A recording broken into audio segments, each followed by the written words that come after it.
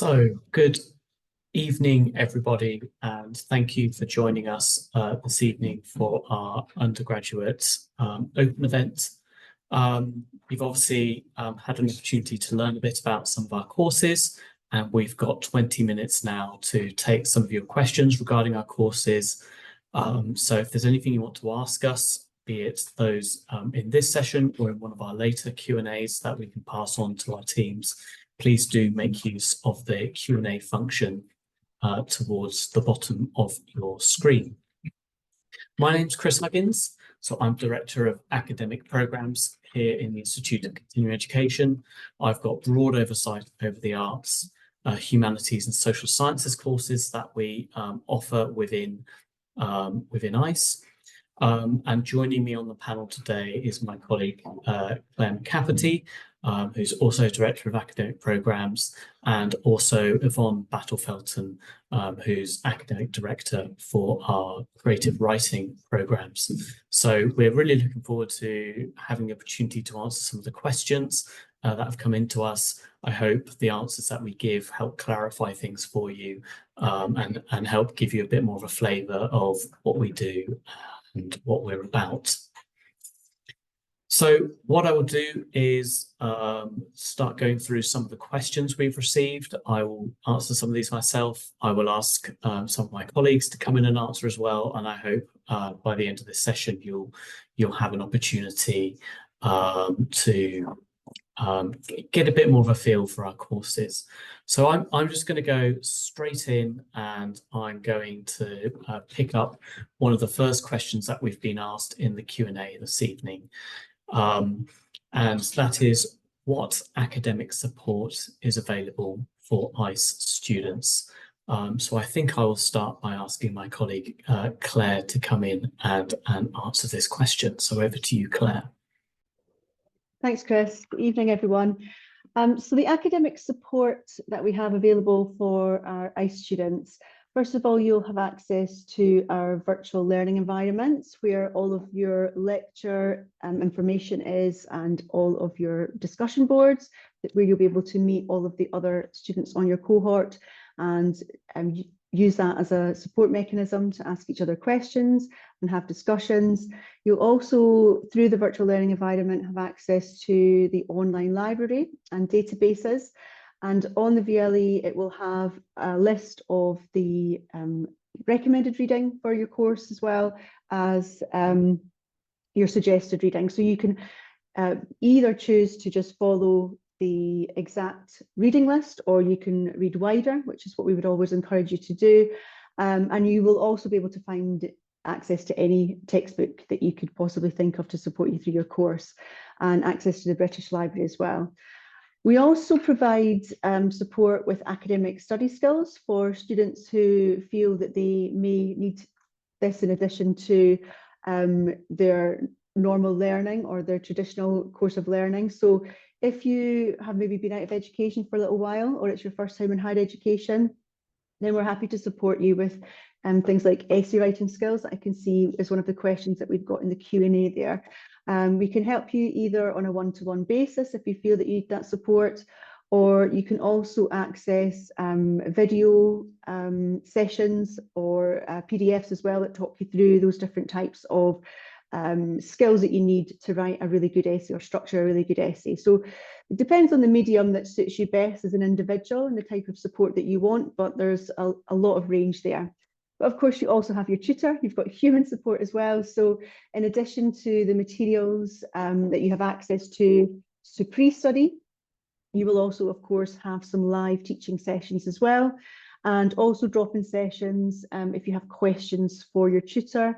And of course, you can always arrange to meet with the tutor or other people teaching in the teaching team if you have specific questions that you don't feel comfortable addressing in front of everyone else. And on top of the academic support, of course, we've got a really good pastoral support team, our wellbeing team that you would have access to, that Emma mentioned in that video clip. So yeah, so lots of different support available. And as I say, it's really can be individualized to suit the learner's needs.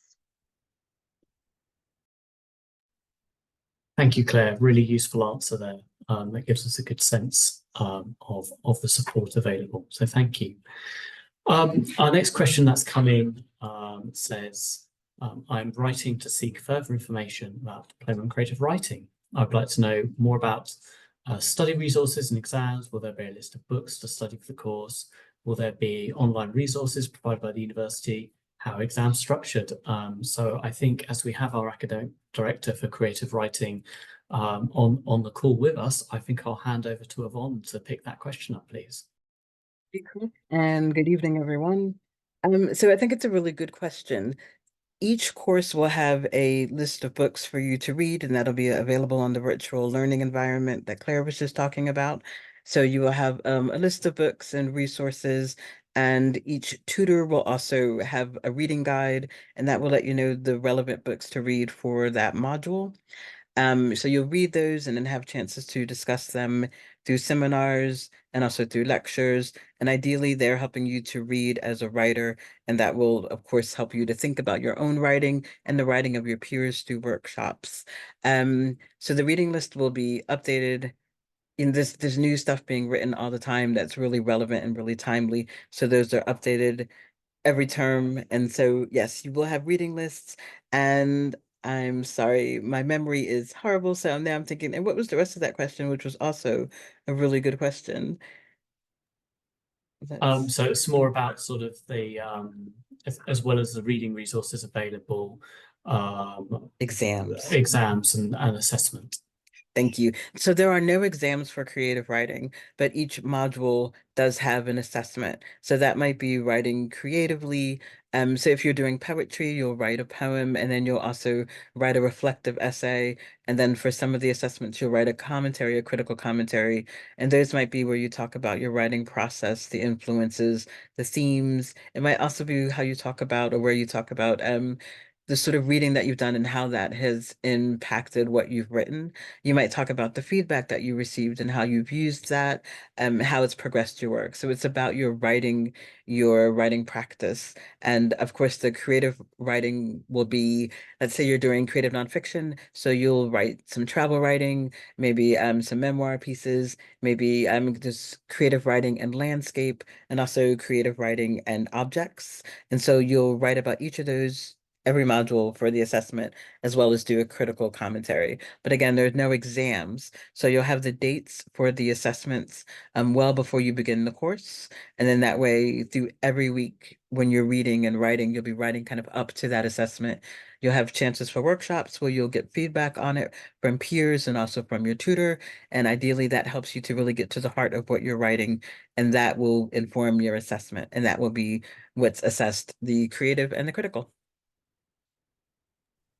Thank you, Yvonne, and great to get some insight into the creative writing programs there as well. I'm going to move on to our next question, and I'm going to mix a couple of questions that we've received together here because they touch on a similar theme. So one of the questions is, can tutoring sessions be done over video call for those with accessibility issues? And then we've also had another question from my participants saying, as I'm currently living in Germany, do I need my visitor student visa in order to apply for the undergraduate certificate in business and management? And there's a couple more questions coming in talking about how we structure things online and stuff. So I think I'll answer these questions by saying that with a couple of exceptions, being our English landscape course and our pre-med course, all of our undergraduate teaching is delivered online. We find that's a really great way to enable access to all the learning opportunities that we can offer.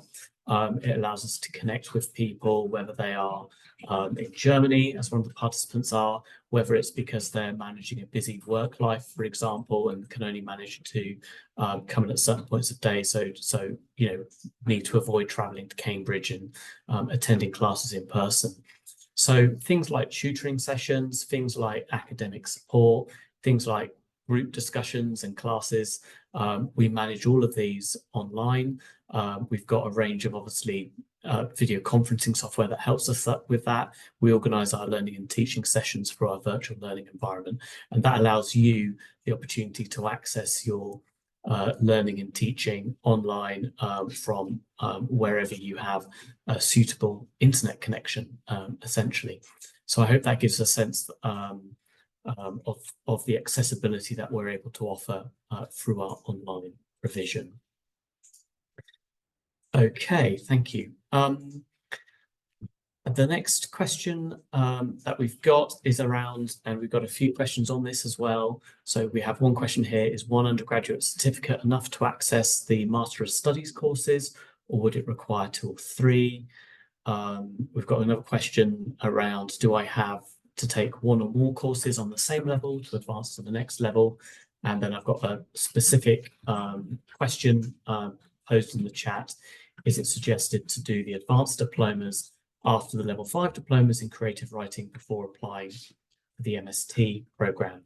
And I think the answers to this to these questions are essentially, it varies by course. So our undergraduate courses at level 4, if you like, equivalent to a first year of a degree, we're relatively open on these. We just ask that you come with a passion for learning, that you come with an active interest in the particular subject that you wish to study. But there are no, if you like, formal qualification requirements. That said, each course does vary as you progress through different levels, and will have its own entry requirements as well. And we're pretty clear about stating these on our website. So some courses, for example, the advanced diplomas, to take that example, will normally state that you do the level 5 diplomas before enrolling onto that. Most of our Masters of Studies courses require that you have the equivalent of a 2-1 undergraduate degree, which you can make up in a number of ways. That said, we also do allow non-standard applications. So these are people who may have been out of higher education for a while, may be deciding to pursue something different, have relevant work experience that would account for academic learning in some of these areas. So I would say, firstly, check our website and check what our individual course requirements are for each particular course that you're interested in looking at. But also don't shy away from potentially having a conversation with us about what your experience may be, if there's something you could bring to that, and it may be we could support you to make an application even if you don't have the formal academic qualifications. So check our website and by all means check out options for non-standard entry as well. So I hope that's helpful. Okay, thank you. I'm going to go on to the next question that we've received. We've already had Yvonne talk a little bit about assessment on creative writing, but we've got a more generic question come in on how will I be assessed? So Claire, I wonder if I can go over to you for this. Thank you, Chris. So as Yvonne mentioned, most of our programs do not have examinations, but there are some examinations on some courses, and these can either be written or they might be multiple choice questions. But generally, it tends to be continuous assessment with our programs. And these are wide-ranging. We try to make them as authentic as possible. So it could be things like writing scripts. So it could be short stories. It could be writing a report or a traditional essay, an article or a reflective journal. You could be asked to present something. We also have some group works as well, group tasks, and blogs and role plays, portfolio submissions. So there's really a wide range of different types of assessment. And it really does depend on your particular programme and the assessment that's most suitable for the learning outcomes that we're trying to achieve on a particular programme. So hopefully that answered without too much information all at once. Thanks, Claire. That's really helpful, and again gives us a real insight into the variety of options we have around assessment. Okay, moving on to the next question. We've got a question here around what makes the quality of teaching different at ICE versus other universities. So I'll start off on this a bit, and then I'll also pass to my colleague Yvonne to give a specific example. What I think distinguishes ICE from other universities is we tailor our courses for part-time learners. So we're really mindful of the commitments that our students have outside of their studies. That may be work, that may be family commitments, that may be people with other things going on in their life. So we obviously want to give people the opportunity to study with us, and we try to ensure through the way that we design our programs that we allow people every opportunity to do that. But Yvonne, I wonder if you can come in here and tell us a bit about creative writing and about what sets the creative writing courses here at ICE different from other universities. I think it's an interesting question, Chris. And thank you to the person who posed it. So at ICE, I think one of the things, so I've been here since for just over a year now. And one of the things that I am continuously impressed with is it's our colleagues' dedication to students and to the student experience. It's trying to reach people where they are and when they are. So looking at when is the best time for students on the course, how can we reach students? How can we make the course more understandable or more practical for learners? How can we engage people? And whether that's with a diverse range of resources through the reading list or having guest speakers come in. Maybe that's through our the colleagues or tutors here who are all actively writing and publishing. And so they're able to share, of course, their publishing journey, but they also are really honest about their stories. As all writers, we get rejections. So they're really honest about that. They're really generous with contacts and with information and also with time. The time that they put into giving students not just feedback in workshops, but feedback through tutorials. When students are, emailing, asking questions and making sure that they are available for students on the VLE, through email, through Zoom. So I think one of the things, it's commitment, it's passion, it's enthusiasm. It's making sure the course is timely and relevant and that it engages with students, again, meeting people where they are, really acknowledging and accepting student experiences and making room for student voices in the classroom. Thanks, Yvonne. That's really helpful, and again gives us a course-specific example, I think, which shows how some of this stuff works in practice. Unfortunately, we are running low on time, so that's probably going to have to be our last question. And I can see there's tons of questions coming in the Q&A. So what we will do, this session is immediately followed by another one on student experience. Then there's another live Q&A with our support teams. And then there's another session later on this evening where you get the opportunity to have a discussion between our academic directors and some of our students, looking at some of the specific courses that we offer. So we'll try and make sure some of the questions that have been answered and we haven't been able to pick up here get rolled forward to those questions, or we find another way to respond to those questions in writing to you. But I just want to thank everyone for taking the time to ask us those really interesting questions. I hope the answers give you a bit more of a flavour about what we do and about how we support our students and about the courses and pathways that we offer. But just to say thank you, I hope you enjoy the rest of the evening. And I hope you enjoy finding out more about the courses that we have. And please do keep questions coming. Please do keep in touch if you've got any questions for us. So thank you very much.